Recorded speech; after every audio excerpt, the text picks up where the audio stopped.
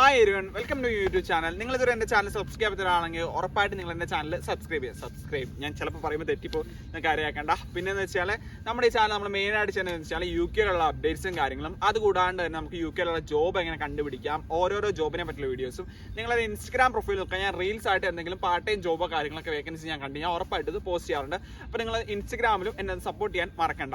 എന്ന് വെച്ചാൽ പിന്നീട് നമ്മൾ ഇന്ന് സംസാരിക്കാൻ വന്നത് വെച്ചാൽ എന്തുകൊണ്ട് എനിക്ക് കാർ യു കെയിൽ ഒരു വർഷം സ്റ്റുഡൻ്റ് ആയിരുന്നപ്പോൾ ഞാൻ ഉപയോഗിച്ചു. ഞാൻ 3 വർഷം യു കെ പഠിക്കുന്ന ഒരാളാണ്. എന്തുകൊണ്ട് ഞാൻ കാർ ഒഴിവാക്കി, അഥവാ കാർ എന്താ പറയുക, ഒരു സ്റ്റുഡൻ്റ് ആയിട്ട് നിന്നപ്പോൾ എന്തുകൊണ്ട് ഞാൻ കാർ ഒഴിവാക്കി. ഇപ്പോൾ സൈക്കിൾ എൻ്റെ റൂംമേറ്റിനാണ്, ഞാൻ ജസ്റ്റ് സൈക്ലിങ്ങിന് ഇടയ്ക്ക് ഇറങ്ങാറുണ്ട്.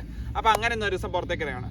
നമ്മൾ കാർ വാങ്ങിക്കുമ്പോൾ ചിന്തിക്കേണ്ട ഒരു കാര്യം എന്ന് പറഞ്ഞാൽ, യു കെയിൽ നിങ്ങൾ കാർ വാങ്ങിക്കുമ്പോൾ സ്റ്റുഡൻ്റ് ആയിട്ടുള്ള ഒരു കാർ വാങ്ങിക്കുമ്പോൾ ചിന്തിക്കണം, നിങ്ങൾക്ക് അതിനുള്ള ത്രെഷോൾഡ് ഉണ്ടോ, അതായത് നിങ്ങൾക്ക് ഫീസ് അടയ്ക്കാനുണ്ടോ, അല്ലെങ്കിൽ നിങ്ങൾക്ക് റെൻറ്റ് ഹൈ ആണോ, നിങ്ങൾക്ക് സ്റ്റേബിൾ ജോലി ഇല്ലേ, ജോലിക്ക് കാർ ആവശ്യമുണ്ടോ, നിങ്ങളുടെ ഇന്റർനാഷണൽ ലൈസൻസ് എക്സ്പയർ ആയോ, നിങ്ങൾക്ക് ഇൻഷുറൻസ് ഹൈ ആണോ, അങ്ങനെ എല്ലാ കാര്യങ്ങളും നോക്കിയതിന് ശേഷം മാത്രമേ നിങ്ങൾ കാർ മേടിക്കാവുള്ളൂ.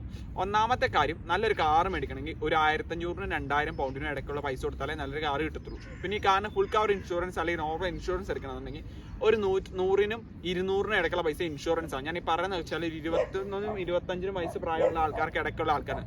പിന്നെ ഇൻഷുറൻസ് ചില ആൾക്കാർക്ക് കുറവായിരിക്കും. ഇൻഷുറൻസ് കുറവുള്ള ആൾക്കാരാണെങ്കിൽ ഈ വീഡിയോ കാണുന്നുണ്ടെങ്കിൽ ഉറപ്പായിട്ട് നിങ്ങൾ എൻ്റെ ഇടയിൽ കമൻറ്റ് ചെയ്യേണ്ടതാണ്. അപ്പോൾ നിങ്ങൾ കമൻറ്റ് ചെയ്യുമ്പോൾ മറ്റുള്ളവർക്ക് അത് ഉപകാരപ്പെടും. ഏത് കാരണം പിന്നെ കാർ എടുക്കുമ്പോൾ ശ്രദ്ധിക്കേണ്ട കാണിച്ചാൽ, സ്റ്റുഡൻ്റ് ആണ് എടുക്കുമ്പോൾ നിങ്ങൾ ഒരിക്കലും പോയിട്ട് ഈ BMW ബെൻസും എന്താ പറയുക ലംബോർഗിനും ഒക്കെ പോയി എടുക്കല്. ഈ സാധനമൊക്കെ ഇവിടെ 2000 പൗണ്ടിന് 1000 പൗണ്ടിന് കിട്ടും. പക്ഷേ ഇതിൻ്റെ പ്രശ്നം വെച്ചാൽ ഇതിൻ്റെ എഞ്ചിൻ സൈസ് വളരെ വലുതായതുകൊണ്ട് നിങ്ങൾക്ക് ഈ കാർസ് എടുത്തു കഴിഞ്ഞാൽ നിങ്ങൾക്ക് അതിൻ്റെ ഇൻഷുറൻസ് ഭയങ്കര ഹൈ ആയിരിക്കും. ഇൻഷുറൻസിൻ്റെ 3-4 ക്രൈറ്റീരിയാസ് എന്ന് പറഞ്ഞു കഴിഞ്ഞാൽ, ഒന്നാമത്തെ കാര്യം, എന്ന് നമുക്ക് ഈ വീഡിയോക്കകത്ത് നമുക്ക് ഇൻഷുറൻസിനെ പറ്റി മാത്രം സംസാരിക്കും. ഇൻഷുറൻസിൻ്റെ മെയിൻ ക്രൈറ്റീരിയാസ് എന്ന് പറഞ്ഞു കഴിഞ്ഞാൽ, ഒന്നാമത്തെ കാര്യം എഞ്ചിൻ സൈസ്, പിന്നെ വണ്ടിയുടെ ലെങ്ത്, നമ്മുടെ പ്രായം, നമ്മുടെ പോസ്റ്റ് കോഡ്, ആ പോസ്റ്റ് കോഡിലെ ക്രൈം റേറ്റ്, ഇങ്ങനെയുള്ള പല കാര്യങ്ങളെ അപേക്ഷിച്ചാണ് വണ്ടിയുടെ ഇൻഷുറൻസ് എന്ന് പറഞ്ഞ സംഭവം വരണത്. അപ്പം നിങ്ങൾ ഒരിക്കലും കാർ എടുക്കുമ്പോൾ ഫസ്റ്റ് കാർ എപ്പോഴും ഒരു ബിഗ് സൈസ് കാർ എടുക്കുന്നത്. എൻ്റെ കാർ എന്ന് പറഞ്ഞാൽ ഒരു 0.9 പെട്രോൾ ടർബോ ആയിരുന്നു, ഒരു ഫിയറ്റിൻ്റെ ഒരു പുണ്ടോ ആയിരുന്നു. ഞാനിപ്പോൾ അടുത്ത കാർ നോക്കുന്നുണ്ട്, അത് ഒരു വോക്സ്വാഗൻ പോളോ ആണ്. പിന്നെ കാർ ഇവിടെ നമ്മുടെ നാട്ടിൽ പോലെ 5 ഡോർ കാർ മാത്രമല്ല, 3 ഡോർ കാറും ഉണ്ട്. അതിന് ഫ്രണ്ട് 2 ഡോറും ബാക്കിൽ ഡിക്കി മാത്രമേ ഉള്ളൂ. നമ്മുടെ നാട്ടിൽ എന്ന് പറയുമ്പോഴത്തേക്ക് എല്ലാ കാറിനും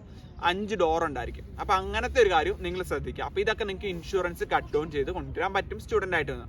പിന്നെ സ്റ്റുഡൻ്റ് ആയിട്ട് നമുക്ക് കാർ ഉണ്ടെന്നുണ്ടെങ്കിൽ നമുക്ക് ഈ ബസ്സിൽ, യു കെയിലെ ബസ്സിൻ്റെ സിസ്റ്റം നിങ്ങൾക്ക് അറിയാലോ, ബസ് നിർത്തി സമയം എടുത്തേ പോകത്തുള്ളൂ. കാരണം ഇഷ്ടം പോലെ ബസ് ഇറട്ടുണ്ട്. നമുക്ക് ഒരു ദിവസം എന്താ പറയുക, ഒരാഴ്ചയിൽ ഇപ്പോൾ ക്ലാസ്സിൽ പോകണമെന്നുണ്ടെങ്കിൽ എനിക്ക് എൻ്റെ വീട്ടിൽ നിന്നും എന്താ പറയുക, കാറിനാണെങ്കിൽ 8 മിനിറ്റും ബസ്സിനാണെങ്കിൽ 28 മിനിറ്റുമാണ്.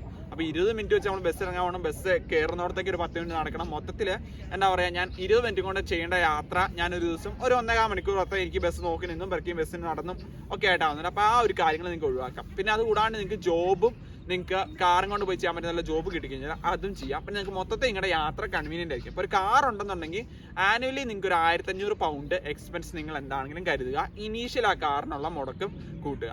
അഥവാ ഇൻഷുറൻസ് ഹൈ ആണ്, നിങ്ങൾ കൂടുതലായിട്ട് ട്രാവൽ ചെയ്യുന്നുണ്ടെങ്കിൽ ഈ 1500 എന്നുള്ള 2500 3000 ഒക്കെ ആയിട്ട് മാറും. അപ്പം ഞാൻ ഇച്ചിരി ട്രാവലിംഗ് കൂടുതലായിരുന്നുകൊണ്ടും എൻ്റെ കാർ കുറച്ച് അധികം ഓടിയതുകൊണ്ടും എനിക്ക് കുറച്ച് അധികം ഫൈൻ കിട്ടിയതുകൊണ്ടും എനിക്ക് ഈ ഒരു വർഷത്തെ കാറിൻ്റെ എക്സ്പെൻസ് കൂട്ടിയപ്പോൾ എൻ്റെ ഫീസിൻ്റെ 3-1 പൈസ എടുത്ത് വന്നു. അപ്പോൾ എൻ്റെ ഫീസ് എന്ന് പറഞ്ഞാൽ 15 ലക്ഷം രൂപയാണ്. എൻ്റെ 3-1 പൈസ എന്ന് പറയുമ്പോഴത്തേക്ക് നല്ലൊരു എമൗണ്ട് ആയി. ഞാൻ കാറും കൊണ്ട് ഉണ്ടാക്കിയത് കാർ തീർന്ന അവസ്ഥയെന്ന് പറഞ്ഞാൽ, അപ്പോൾ ഞാൻ ആ കാർ കൊടുത്തു. അപ്പോൾ പുതിയ കാർ എന്ന് വെച്ചാൽ ഞാൻ യു കെ ലൈസൻസ് അപ്ലൈ ചെയ്ത് യു കെ ലൈസൻസ് കിട്ടിക്കഴിഞ്ഞാൽ ഞാൻ പുതിയ കാർ എടുക്കുന്നുള്ളൂ എന്നുള്ള കാര്യം തീരുമാനത്തിലാണ് ഞാൻ ആ കാർ കൊടുത്തത്. കാർ വാങ്ങിയതും ഞാൻ ഗോഡ് ഫാദേഴ്സ് എന്ന് പറഞ്ഞ ഡീലേഴ്സിന്, മലയാളി ഡീലേഴ്സിന് അടുത്താണ് കാർ വാങ്ങിച്ചത്. Overall for me it's good experience.